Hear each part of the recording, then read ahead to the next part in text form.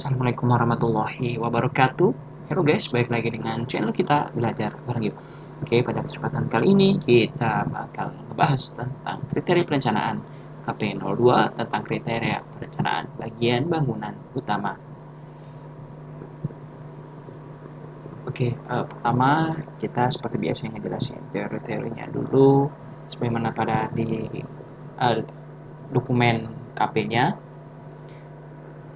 Dia menjelaskan tentang ini ya, apa namanya, tentang uh, teori-teorinya terlebih dahulu, pemahamannya agar kita bisa paham tentang uh, hal-hal mendasarnya dulu, baru nanti terus berkembang hingga bisa kita ke bagian penerapannya seperti itu.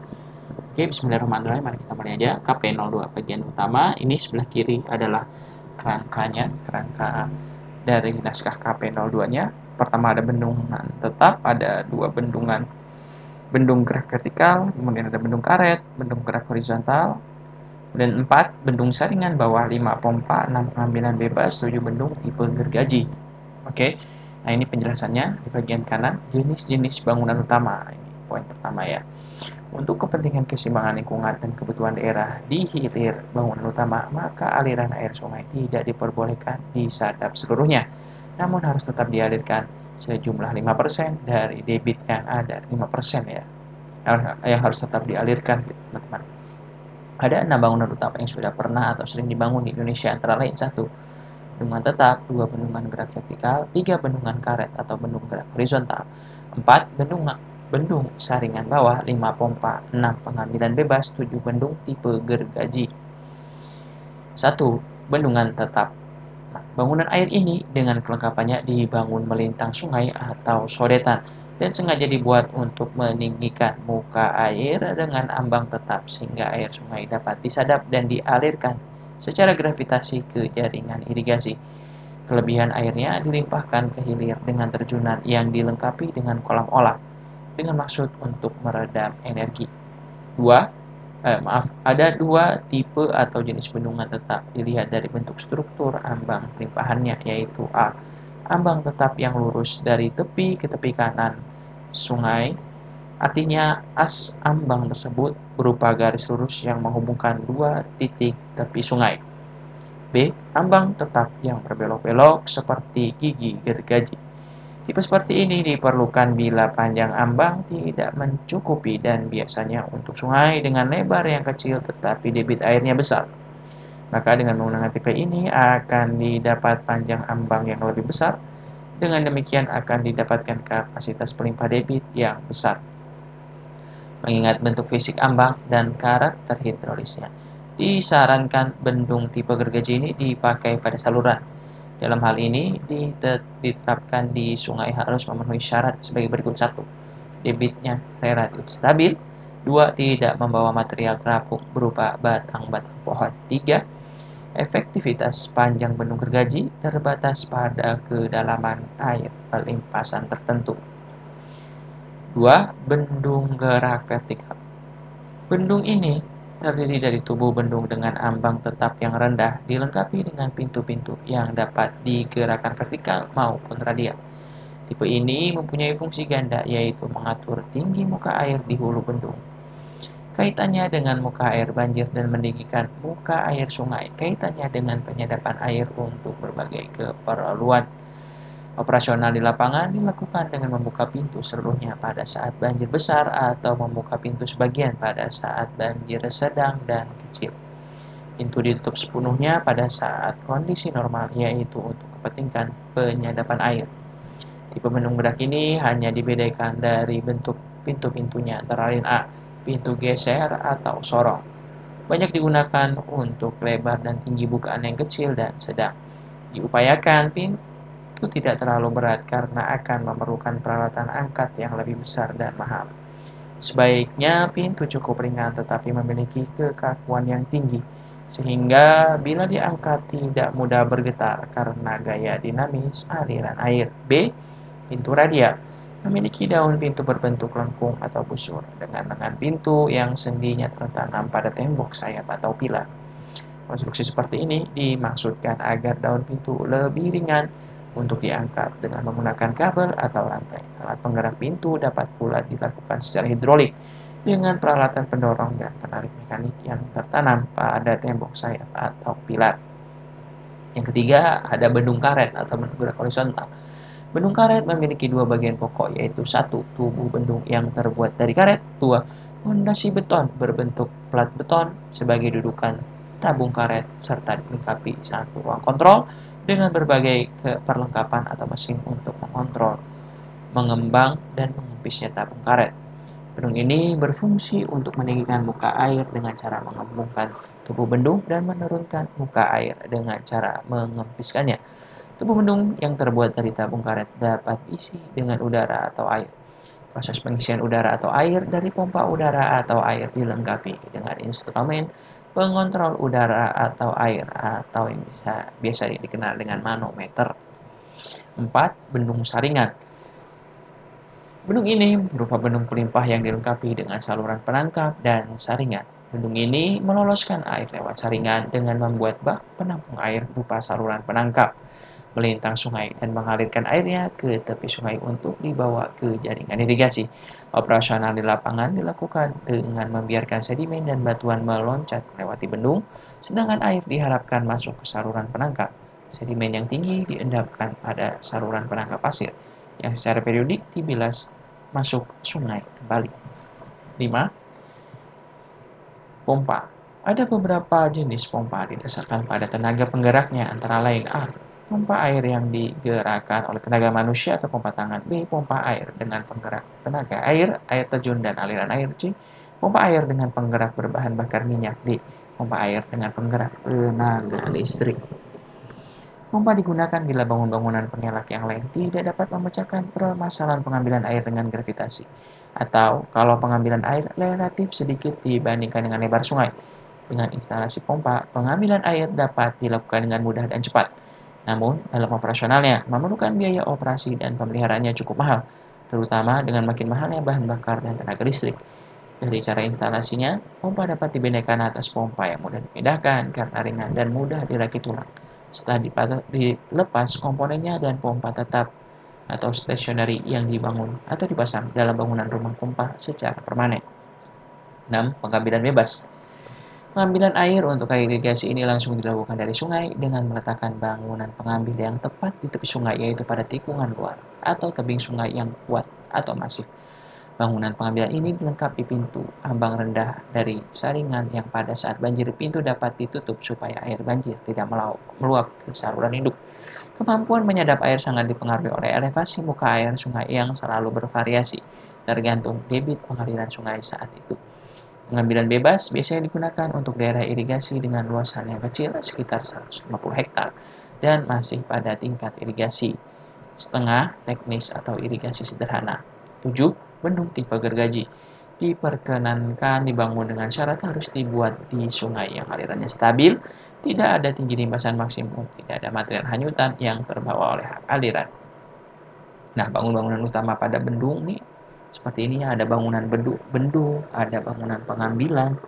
Ini bangunan pengambilan air, jadi airnya di bendung, kemudian ini pengambilan air ke arah sini ya, ke arah irigasi. Ada bangunan pembilas atau penguras. Nah, pembilasnya ada di sini, bangunan pembilasnya. Atau penguras, terus ada kantong lumpur. Ada kantong lumpur di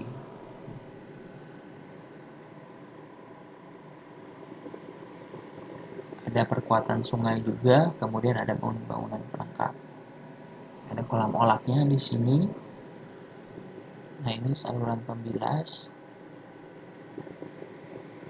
Nah, pengambilannya bendung, kolam olah ada di sini. Nah, ini aliran sungainya ya, ini bendungannya. Oke, selanjutnya bagian selanjutnya ini bagian-bagian pada bendungnya, bagian utama gitu, bangunan utama pada bendungnya. Pertama ada bangunan bendungnya, kemudian pengambil, pemilas, kantong lumpur, bangunan perkuatan sungai, dan bangunan pelengkap. Bangunan bendung. Bangunan bendung adalah bagian dari bangunan utama yang benar-benar dibangun di dalam air. Bangunan ini diperlukan untuk memungkinkan dibelokannya air sungai ke jaringan irigasi dengan jalan menaikkan muka air di sungai, atau dengan memperlebar pengambilan. di dasar sungai seperti pada tipe bendung saringan bawah atau bottom reservoir. Bila bangunan tersebut juga tidak dipakai untuk mengatur elevasi air di sungai, maka ada dua tipe yang dapat digunakan, yaitu satu, bendung pelimpah, dan dua, bendung gerak atau barrage. Bendung adalah bagian bangunan pelimpah melintang sungai yang memberikan tinggi muka air minimum kepada bangunan pengambilan untuk keperluan irigasi. Bendung merupakan penghalang selama terjadi banjir dan dapat menyebabkan genangan luas di daerah-daerah hulu bendung tersebut. Bangunan bendung gerak adalah bangunan berpintu yang dibuka selama aliran besar. Masalah yang ditimbulkannya selama banjir kecil.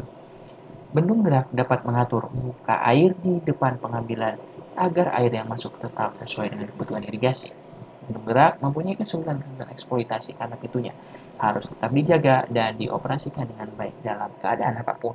Bendungan saringan bawah adalah tipe bangunan yang dapat menyadap air dari sungai tanpa terpengaruh oleh tinggi muka air. Tipe ini terdiri dari sebuah parit terbuka yang terletak tegak lurus terhadap aliran sungai. Jeruji baja atau saringan berfungsi untuk mencegah masuknya batu bata bongkah ke dalam parit. Sebenarnya, bongkah dan batu-batu dihanyutkan ke bagian hilir sungai. Bangunan ini digunakan di bagian atau ruas atas sungai, di mana sungai hanya mengangkut bahan-bahan yang berukuran besar. Dalam hal ini, pompa dapat juga dipakai untuk menaikkan air sampai elevasi yang diperlukan. Akan tetapi, karena biaya pengelolaannya tinggi, maka harga air irigasi mungkin menjadi terlalu tinggi pula. Nah, ini dia bangunan bendung. Ini pengambilannya, ini bendungnya ya. Dinding pemisah. Denah bendung gerak dengan pintu pintu radial. Nah, ini potongan A. Ini potongan A-nya seperti ini. Ini potongan melintang ini. Potongan searah aliran sungai penyadap. Nah, ini potongan melintangnya ya dari ini. Penyadapnya.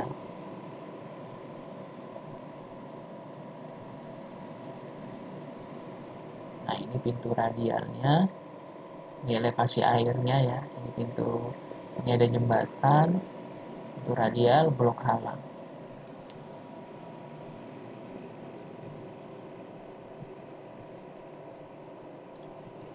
Kemudian yang kedua, bagian pengambil. Pengambil, nah seperti pada gambar 1.3, adalah sebuah bangunan berupa pintu air irigasi dibelokkan dari sungai melalui bangunan ini. Pertimbangan utama dalam merencanakan sebuah bangunan pengambil adalah debit rencana pengelakan sedimen. 3. Pembilas. Pada tubuh bendung, tepat di hilir pengambilan dibuat bangunan pembilas guna mencegah masuknya bahan sedimen kasar ke dalam jaringan saluran irigasi. Pembilas dapat direncanakan sebagai satu, pembilas pada tubuh bendung dekat pengambilan. 2. Pembilas bawah atau underslice. 3. Shunt underslice. 4. Pembilas bawah tipe box.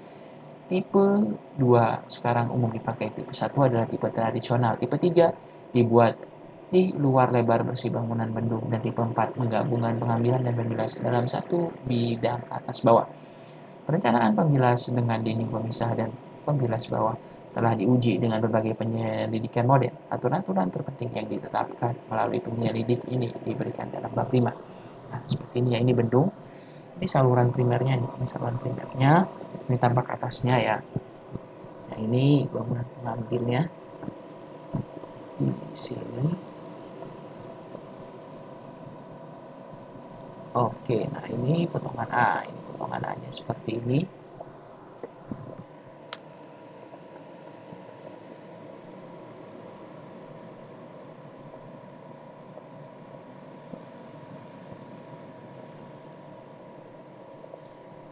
Ini potongan A, ada potongan A, ini potongan B. Potongan B, potongan melintangnya ya. Nah, ini mercu bendungnya tingginya seperti ini. Tinggi muka airnya seperti ini ya.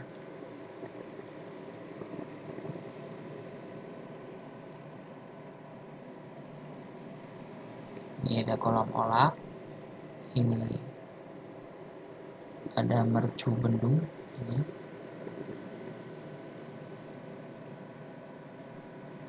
Nah, ini underslice-nya nih. Pembilas bawahnya. Ini pembilasnya.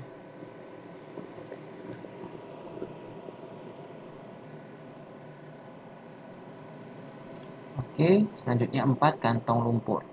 Kantong lumpur mengendapkan fraksi-fraksi sedimen yang lebih besar dari fraksi pasir halus, tetapi masih termasuk pasir halus dengan diameter butir berukuran 0,088 mm dan biasanya ditempatkan persis di sebelah hilir pengambilan. Bahan-bahan yang lebih halus tidak dapat ditangkap di dalam kantong lumpur biasa dan harus diangkut melalui jaringan saluran ke sawah-sawah. Bahan yang telah mengendap di dalam kantong kemudian dibersihkan secara berkala. Pembersihan ini biasanya dilakukan dengan menggunakan aliran air yang deras untuk menghanyutkan bahan endapan tersebut kembali ke sungai. Dalam hal-hal tertentu, pembersihan ini perlu dilakukan dengan cara lain, yaitu dengan jalan menggaruknya atau dilakukan dengan tangan. 5. Bangunan perkuatan sungai. Pembuatan bangunan perkuatan sungai khusus di sekitar bangunan utama untuk menjaga agar bangunan tetap berfungsi dengan baik. Terdiri dari 1. Bangunan perkuatan sungai. Guna melindungi bangunan terhadap kerusakan akibat gerusan dan sedimentasi. Pekerjaan-pekerjaan ini umumnya berupa krip, matras batu, pasangan batu kosong, dan atau dinding pengarah. 2. Tanggul banjir untuk melindungi lahan yang berdekatan terhadap genangan akibat banjir. 3. Saringan bongkah untuk melindungi pengambilan atau pengiras agar bongkah tidak menyumbat bangunan selama terjadi banjir. 4. Tanggul penutup untuk menutup bagian sungai lama atau bila bangunan bendung dibuat. Kapur untuk mengelakkan sungai melalui bangunan tersebut. 6. Bangunan pelengkap. Bangunan atau pelengkap yang akan ditambahkan ke bangunan utama diperlukan keperluan 1. Pengukuran debit dan muka air di sungai maupun di saluran. 2. Rumah untuk operasi pintu. 3. Peralatan komunikasi, tempat teduh serta perumahan untuk tenaga operasional, gudang dan ruang kerja untuk kegiatan operasional dan pemeliharaan. 4. Jembatan di atas bendung agar seluruh bagian bangunan utama mudah dijangkau dan agar bagian-bagian itu terbuka untuk umum. 5. Instalasi tenaga air mikro atau mini, tergantung pada hasil evaluasi ekonomi serta kemungkinan hidrolik.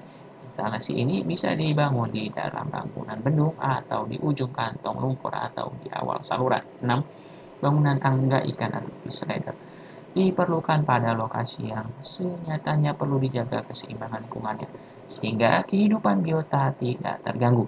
Pada lokasi di luar pertimbangan tersebut tidak diperlukan tangga ikan.